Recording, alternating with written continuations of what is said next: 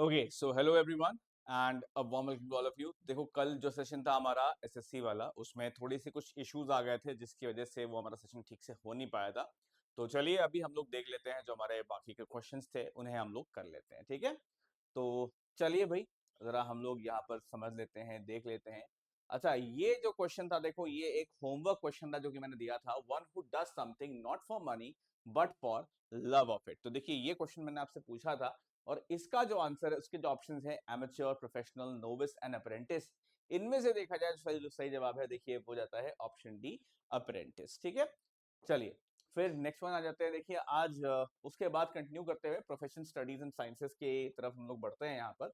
तो study of coins, देखिए ये मैंने पूछा था, और यही यहाँ पर क्वेश्चन है, न्यूमिस्मेटिक्स, फिलैटली, कार्टोग्राफी या एंथ्रोपोलॉजी। तो देखिए इसका जो करेक्ट आंसर है स्टडी ऑफ कॉइन्स का, आप लोग चाहो तो देखो एक काम करो, एक नोटबुक ले लो और वीडियो को पॉज करके अपना आंसर आप लिख लीजिए, उसके बाद फिर मैच कर लीजिएगा, ठीक है। क्या करिए, तो वीडियो को पॉज कर दीजिए अभी और अपना आंसर लिख लीजिए, ठीक है। तो स्टडी ऑफ कॉइन्स, देखिए ऑप्शंस में से देखा जाए तो जो ऑप्शन ए है आपका, न्यूमिस्मेटिक्स, ये हो जाता है, ठीक है। ऑलराइट, फिर स्टडी ऑफ एंशिएंट राइटिंग्स की बात है तो पेलियोग्राफी, आर्कियोलॉजी, एंथ्रोपोलॉजी, कैलीग्राफी, ये देखिए अलग अलग यहाँ ऑप्शंस है। तो वीडियो को जरा पॉज कर दीजिए और फिर देखते हैं इसका आंसर, देख लीजिए यहाँ पर। तो स्टडी ऑफ एंशिएंट राइटिंग, देखिए ये हो जाता है हमारा ऑप्शन ए, पेलियोग्राफी, ठीक है। फिर study of human races, once again options are anthropology, ethnology, sociology and archaeology. So guys pause the video and then check out the answer here. Study of human race,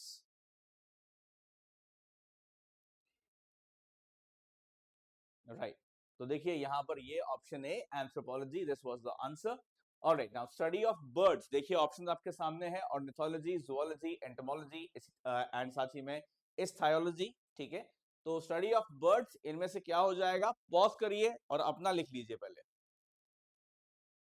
देखिए इसका जो correct answer है, सही answer है, वो है option ए, ornithology. चलिए आते हैं नेक्स्ट वाले पे, स्टडी ऑफ इंसेक्ट्स।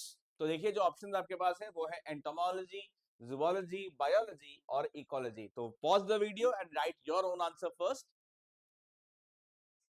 तो देखिए ये हो जाता है हमारे पास ऑप्शन ए, एंटोमोलॉजी। चलिए बहुत बढ़िया। अच्छा, अब अगले पे आते हैं, study of stars and heavenly bodies. तो options are astrology, astronomy, cosmology, seismology. Pause the video and अपना आप पहले लिख लो।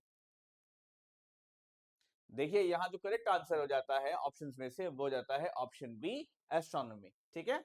चलो तो वीडियो को सभी लोग जरा लाइक करते हुए चलना है ना, शेयर भी करते रहना, लाइक भी करते रहना। पहली बार देख रहे हैं हमारे चैनल को, most welcome, happy new year 2026। और साथ ही में सब्सक्राइब कर दीजिएगा प्लीज एसएससी एग्जाम मेंटोर्स को।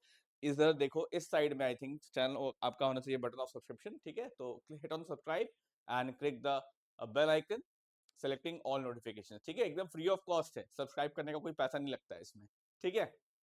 सो study of earthquakes, seismology, ecology, volcanology या फिर जियोलॉजी। अब आप सोच के बताओ स्टडी ऑफ अर्थक्वेक इनमें से क्या हो जाएगा।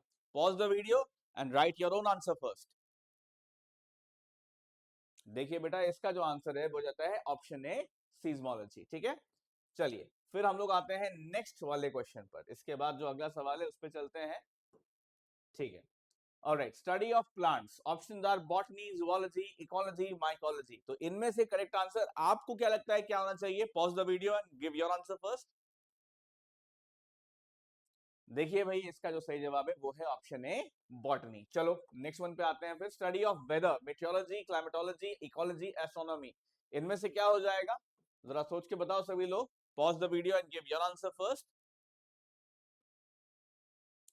तो देखिए भाई यहाँ जो सही जवाब है वो हो जाएगा ऑप्शन ए, मेट्रोलॉजी। चलो फिर नेक्स्ट वन देखते हैं, study of ancient writings, sorry study of ancient relics and excavations, anthropology, archaeology, palaeontology या जियोलॉजी। इनमें से क्या हो जाएगा। Pause the video and write your answer first and I will give you my answer.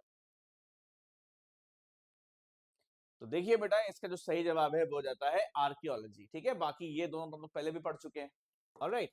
चलिए फिर नेक्स्ट पे आते हैं। देखो अब यहाँ पर थोड़ा सा फोबियाज का, साथ ही में डिसऑर्डर्स का एंड जो बाकी के मिसलेनियस पॉइंट्स हैं, थोड़ा सा उनको देख लेते हैं। वैसे फोबियाज एंड मेनियाज हम लोग डिटेल में देखेंगे भी दूसरे वाले में। Alright, now fear of water, इनमें से क्या हो जाएगा बताओ। हाइड्रोफोबिया, क्लॉस्ट्रोफोबिया, एक्रोफोबिया या फिर अगोराफोबिया, ठीक है। नाउ फियर ऑफ वाटर,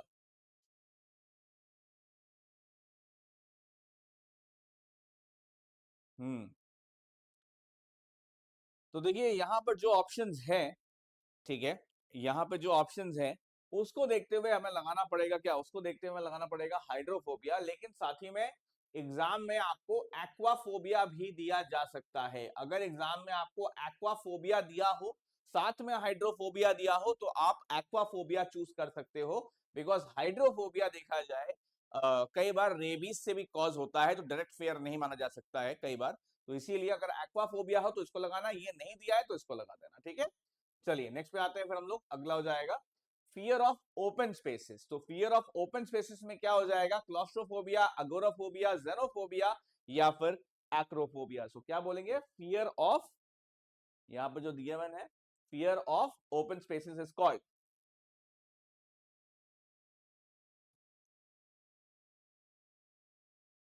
ठीक है। आई थिंक आपने भी अपना ऑप्शन लिख लिया होगा, तो देखो बेटा ये रहता है ऑप्शन बी, अगोराफोबिया, ठीक है।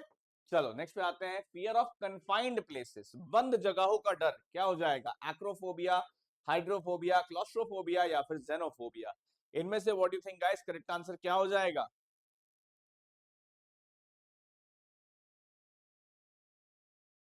तो देखिए बेटा ये रहता है ऑप्शन सी, क्लॉस्ट्रोफोबिया। चलिए आइए नेक्स्ट पे देखते हैं, फियर ऑफ हाइट्स। तो फियर ऑफ हाइट्स, ऊंचाई का डर, इनमें से क्या हो जाएगा, option are acrophobia, xenophobia, hydrophobia या फिर necrophobia. What do you think is fear of heights.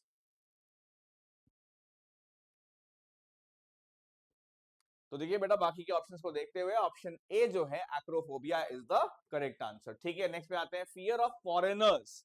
तो फियर ऑफ फॉरेनर्स क्या हो सकता है, होमोफोबिया, जेनोफोबिया, जूफोबिया और हाइड्रोफोबिया में से व्हाट डू यू ऑल से।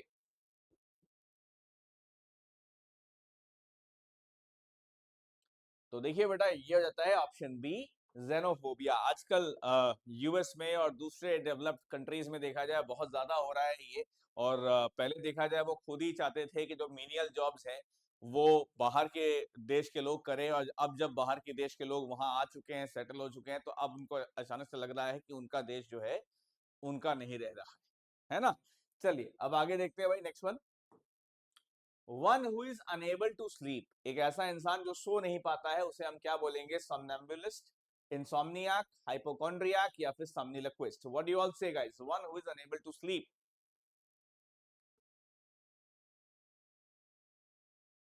तो देखो बेटा वो कंडीशन जब नींद नहीं आ रही हो उसे इंसोम्निया भी कहते हैं, और ऐसा इंसान जिसको नींद नहीं आ रही हो उसे हम बोलेंगे ऑप्शन बी, इंसोम्निया, ठीक है। ऐसा इंसान जो सो नहीं पा रहा हो उसके हम बोलेंगे इंसोम्निया। फिर अगला है one who talks in sleep. तो ऐसा इंसान जो कि बात करे नींद में, समनैम्बुलिस्ट, नाउ समनैम्बुलिस्ट, समनिलिक्विस्ट, इंसोम्नियाक या हाइपोकॉन्ड्रियाक, इनमें से क्या हो जाएगा, one who talks in sleep.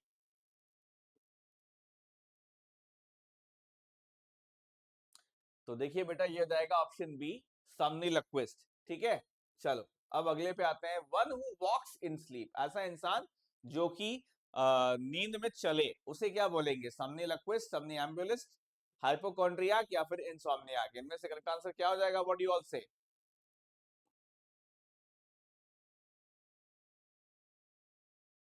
तो देखिए बेटा ये हो जाएगा ऑप्शन बी, समनैम्बुलिस्ट, ठीक है। ऑलराइट चलिए नेक्स्ट पे आते हैं, a person who pretends to be ill. तो एक इंसान जो कि अ, बीमार होने की एक्टिंग करे तो उसे हम क्या बोल, सॉरी वंस अगेन, हाँ, प्रिटेंड्स टू बी इल, बीमार होने की एक्टिंग करे, हाइपोकॉन्ड्रियाक, इम्पोस्टर, मेलिग्नर या फिर charlatan. A person who pretends to be इल।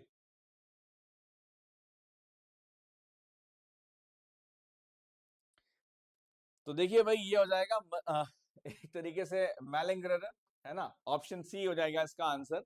और जनरली देखा जाए person who pretends something he is not, तो वो हो जाता है इम्पोस्टर या शार्लटन भी कह सकते हैं, लेकिन फिलहाल यहाँ पर मैलिंगर करेक्ट आंसर है। Okay, one who pretends to have knowledge, one who pretends to have knowledge, बताओ, पीडेंट, शार्लटन, कनेसियो, एमेच्योर, इनमें से करेक्ट आंसर क्या हो जाएगा, व्हाट डू यू ऑल से।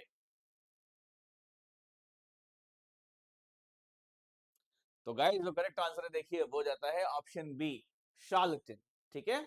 नेक्स्ट पे आते हैं और आइए आप कुछ जनरल वर्ड्स भी देख सकते हैं हम लोग यहाँ पर। So one who believes in God, ऐसा इंसान जो ईश्वर में श्रद्धा रखता हो, उसे हम क्या बोलेंगे? एथीस्ट, थीस्ट, डीस्ट या agnostic. What do you all say? One who believes in God. तो देखो बेटा, ये हो जाएगा ऑप्शन बी, थीस्ट, है ना। चलिए नेक्स्ट पे आते हैं। One who looks at the bright side of things, optimist, pessimist, realist, sceptic, क्या हो जाएगा इनमें से? तो देखिए बेटा, ये हो जाता है ऑप्शन ए, ऑप्टिमिस्ट। फिर नेक्स्ट पे आते हैं। One who looks at the dark side of things, तो options are pessimist, cynic, sceptic या रियलिस्ट। इनमें से आपको क्या लगता है, क्या लगाना चाहिए हम लोग? तो देखिए बेटा, ये हो जाएगा ऑप्शन ए, पेसिमिस्ट। चलिए भाई नेक्स्ट पे आते हैं फिर। One who is always dissatisfied और fault finding, critic, cynic, stoic या इंट्रोवर्ट। इनमें से सही जवाब क्या हो जाएगा? व्हाट डू यू ऑल से?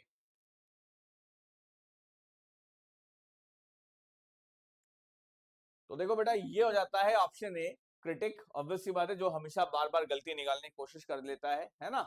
चलिए, अ person who sacrifices his life for a cause, तो इसका आंसर क्या है? पेट्रियट, मार्टियर, क्रूसेडर और फैंटिक में से मैं चाहूंगा ये आंसर आप हमें दीजिएगा ऑफलाइन कमेंट्स में, ठीक है, क्योंकि वीडियो देखिए ये रिकॉर्डिंग में अपलोड हो रही है और इसीलिए मैं चाहूंगा ऑफलाइन कमेंट्स में आप सब लोग अपना आंसर बताइए हमें कमेंट सेक्शन में कि सही जवाब इसका क्या है। साथ ही में अपने दोस्तों के साथ भी इस वीडियो को शेयर करिएगा ताकि उनको भी बोलिए, वो भी देखा जाए इस वीडियो के लिंक में इसका आंसर हमको बताए। ठीक है दोस्तों, so thank you so much for watching this, take care of yourselves and peace out everyone.